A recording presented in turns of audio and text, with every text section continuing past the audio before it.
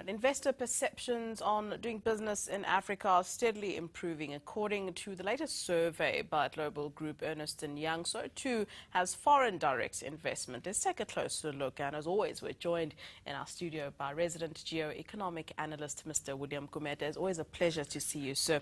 Now, according to the latest survey, investor perception on doing business in Africa has improved. Sub-Saharan Africa has jumped from being the third most attractive region in 2011 to now second place in 2014. How important are investor perceptions and really what influences them? Yeah, no, clearly I think Africa is now the new frontier, as a new growth frontier. Everybody wants to be here.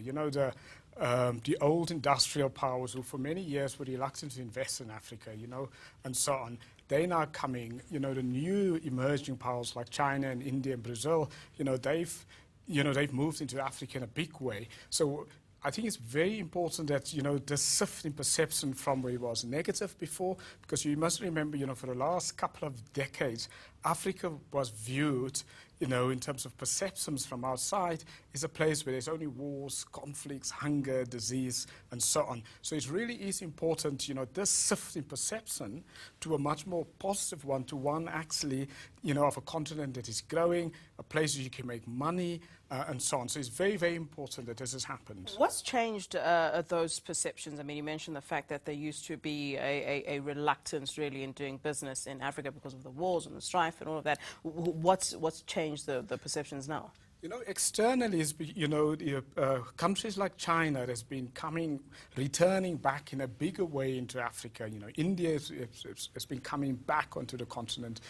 Some of the Middle Eastern countries has been coming to invest in the African continent. I think that helped in a very, very big way, because what it did, it changed the perceptions, from Western companies and governments and countries who believed in the past, or who perceived Africa as a dangerous place, as a place where you don't invest, and only few companies invest there. That's the first thing. But secondly, also that African countries have become better in governing. I mean, it's not perfect, and we've got a whole lot of places where we can work on.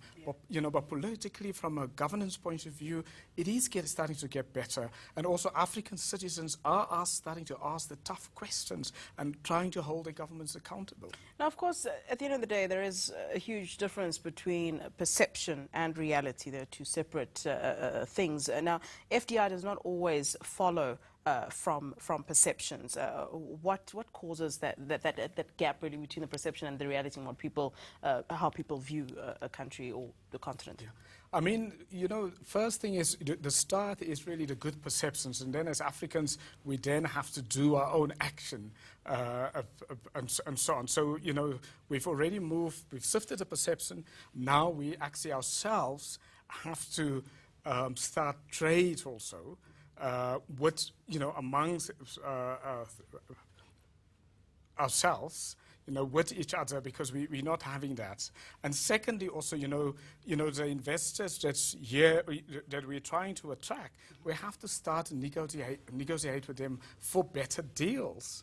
And then also, thirdly, what we now need to do is we also now need to use the surplus, the money that we're getting, because people are starting to trade with us, to turn that money into bricks and mortar, to set up factories, to do other kinds of things. And if we do those things, we'll get more investment. I mean, it's clear that Africa's economic hubs, Nigeria, South Africa, Kenya, they sort of maintain that dominance, but obviously growth needs to be seen on the whole continent at large. So what lessons can be learned from these growth leaders that can be used in other African countries, and what are they doing right?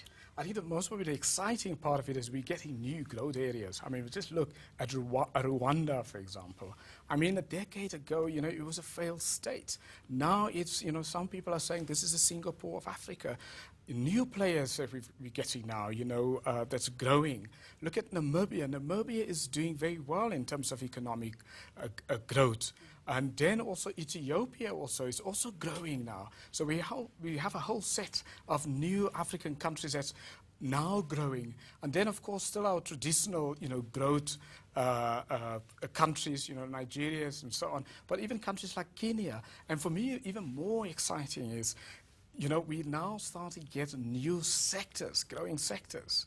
Now, in the past, it was just the extractive industries and so on. Now, look at Nigeria. They actually have a film industry that's actually, you know, generating almost 5% of GDP. Look at Kenya. Telecommunications, you know, technology, mobile phones is suddenly a sector on its own. I mean, or let's just even go to Ethiopia, for example. Yes, suddenly they have a furniture industry and a leather industry that wasn't there before. And for me, that is the exciting part of this new growth phase in Africa. And do we see continued growth? Do you see investor perceptions continuing to really grow? Do you see it sort of South Africa being more and more attractive? Exactly. I mean, what we need to do, we have to build on these positive perceptions. And if we build on the positive perceptions, we will going to get a virtuous cycle of new growth coming. Because as more companies come our way, you know, they attract other kinds of companies. Right. Mr. Gumede, always a pleasure having you here in studio with us. Thank you very much, sir. That's William Gumede, our geo-economic analyst.